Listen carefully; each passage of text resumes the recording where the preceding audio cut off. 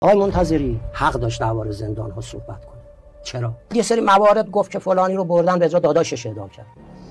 آخه من نمیخوام حالا پرده دری کنم درباره آقای خلخالی حرف بزنم که وقتی که تو مدرسه رفاه بود اومدن با آقای منتظری بود نام بودن یه سری دیگه بودن گفتن که کیو بذاریم، آقای منتظری گفت آقای آذری قمی رو بذارید. یکی در اومد گفت آذری قمی یه پشم نمیتونه بکشه. آقای خلخالی خوبه. 550 نفر فقط از افرادی رو اعدام کرد، خیلیشون اینا توبه بیچاره تو زندان. یکیش محمدی یزدیه، الان زنده است تو دفتر آقای خامنه‌ای در قم، درس خارجم میگه زنده است. از بندر عباس میگه من رفتم اونجا، میگه چوب رو کردن تو گازوئیل سوزوندن، خدایا از عقب کردن به یه زندانی. شهردار تهران نیکبه یکی از اتهاماتشی بود که تهران ترافیک داره، پس یا آقای زاکانی بگیرید تیکه تیکه کنید.